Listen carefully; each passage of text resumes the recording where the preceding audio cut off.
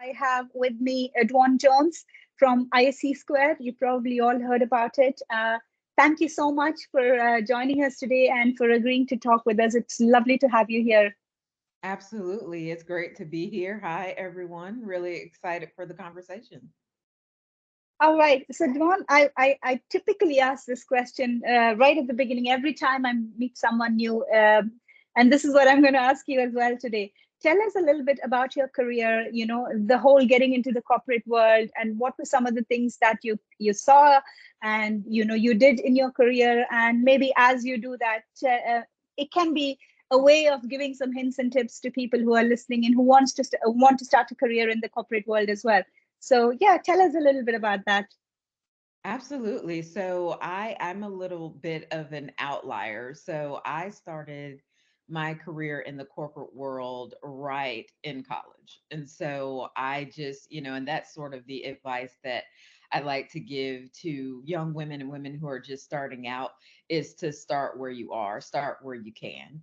And so for me, I started out with an internship at a financial services organization called Capital One here in the US, and they had an internship program, and I just went for it. I said, okay, this is what I want to do. There's an opportunity here, let me get started. And I was only a sophomore in college, and so I hadn't really dug deep into my career courses at that point. But I knew I needed to start somewhere, and especially for me, being a woman and being a woman of color, and then also, trying knowing that I'm going to get into the corporate world at some point, I said I've got to go for it. And so that's really where it started. And then I had another internship after that. And then that really helped propel my career when I graduated because I already had that experience. And so I think employers kind of saw, okay, she can do well here. And so I was able to land a really great job right out of college in an engineering and architecture firm. And so that's really where it started. And it just progressed and progressed throughout my career. And I've got probably over 20 years of experience doing what I do. And that's led to me now being with IC Squared. Excellent. That is amazing to hear. And on that one, I was just thinking, you work with so many women, men from the cybersecurity field, especially with your role as a director for diversity, equity, and inclusion. With that role, right, you probably see a lot of challenges that the industry faces, that people working in the cybersecurity field face today. Could you maybe talk a little bit about those, and also how would you, from your perspective, see ways to mitigate these challenges and these problems? And maybe that's some guidance that you as the director there in IC Squared can give to the audience, people listening to this.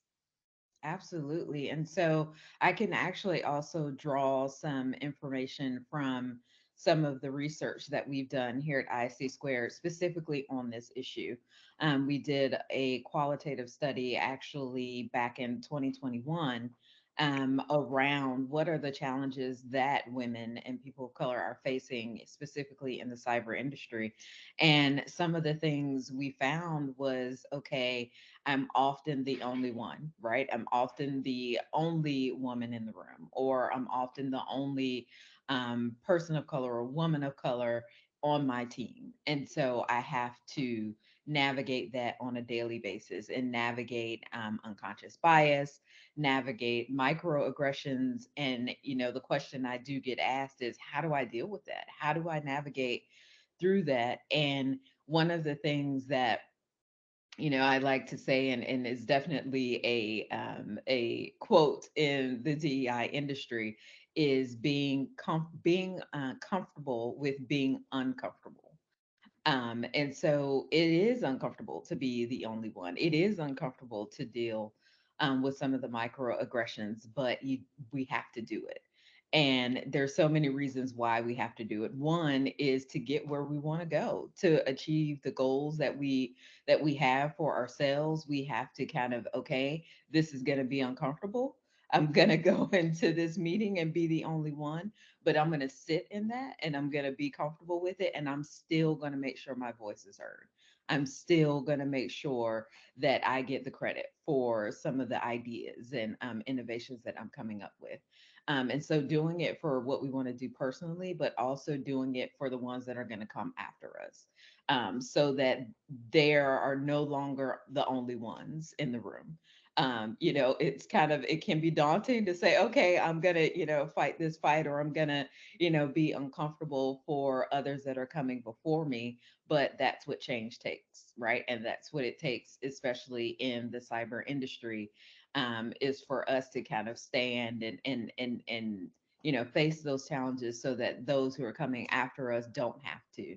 And so that, if you can call it a calling or a passion to, okay, I'm going to do this, and I'm going to face through the challenges. But definitely, those are, being the only one is one of the main things that I have had conversations with people about as a challenge.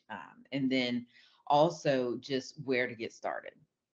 So kind of being taken aback, I guess you could say, when you do think, okay, how can I get in and there is no one like me? Or how can I get, I'm interviewing and everyone on the interview panel, no one looks like me on the interview panel. And how am I going to get into this position? And you just have to keep going. You have to keep trying and have to keep pushing, because what we've got a 3.4 million person workforce gap. And so obviously we need you. We need people. And you're going to find the right fit. You're going to find the right place that's for you, but don't quit and don't stop and keep pushing as much as you can, because the right opportunity will come. It's an amazing piece of advice there, and very interesting challenges that I've heard as well, from a lot of mentees that I mentor as well. This is something that is extremely common across the board. So it's really nice to hear your perspective on that, and and also listen to some of the ways to deal with it, some of the ways to mitigate it. I think that's more important, to kind of lay out these mechanisms so that anybody listening to this will take away these pieces of information and then use it in the right way. Uh, one more question for you, Dwan, on this topic itself is, you have so much of experience, especially with ISC squared. Every day you see so many people coming in trying to do different things in order to shape their career in cybersecurity. Would there be any particular pieces of advice that you would like to share today with us for women and men who are trying to think about having a security career, not really sure which way to go? You told us a little bit about the worry about how and where to get started. So maybe a little bit more on that, and a little bit of help and guidance. I think the audience would really appreciate that. Absolutely. And so, two things on that. One is, it doesn't matter where you're coming from. It doesn't matter if you have a technical background or not. It doesn't matter if you've already got, 20, 30 years in healthcare, or 20 years in law enforcement, or the legal field. We need you. And so don't be discouraged by, okay, I've never done cyber, or I don't have a technical background, because the benefits and the opportunities available to people in cyber are vast. And so you can come in without having the technical background. We need you too. We need people who can help with project management. We need people who can help with logistics and operations in cyber. And so there's a place for you. So that's the one thing that I would say, is don't be discouraged by that. And then the second thing, and for us is, at IC squared, we recognize that there's a barrier to how can you get in to cyber. And that's why we established our certified in cybersecurity certification, CC for short, because that's a lot of C's to say in order. But we started that initiative and started that certification to really give people the foundational knowledge that they need to come into the cyber profession and have that background and have that certification behind their name. And it really is a entry level certification. You don't have to have a background. You don't, it's really foundational. But then at the end of the day, once you pass that certification exam, that gives you the backing that you need to get in. And we're already seeing actually employers who are saying, okay, we want someone with a CC. So we already have employers who are putting that on the job description. And so that's definitely a way that you can get in. And for right now, we started a 1 million CC initiative. We're trying to get 1 million people into the cybersecurity industry through getting your CC. And right now, it's free. So you can take the online training and the exam for free. You just have to go to our website and sign up. And that's a way to get in and to really kind of get your feet grounded in some really good foundational knowledge so you can hit the ground running. Perfect. Thank you so much for sharing that, Dwan.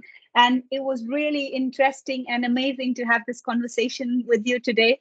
We are nearly running out of time, but I want to take a moment to thank you. And before I let you go, Dwan, is there one message that you want to give out to everybody listening today? Any last comments or any one-liners? A lot of people have these one-liners. I don't know if you do.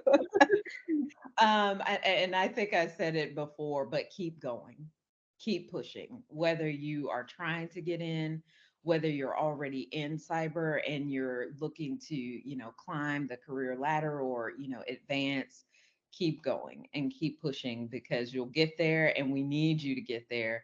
And those behind you need you to get there. Perfect. Lovely. What a way to end this interview.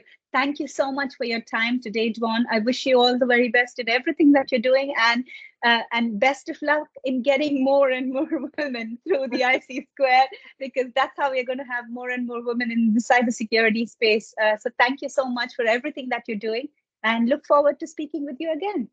Absolutely. Thank you so much. Great conversation. Cheers.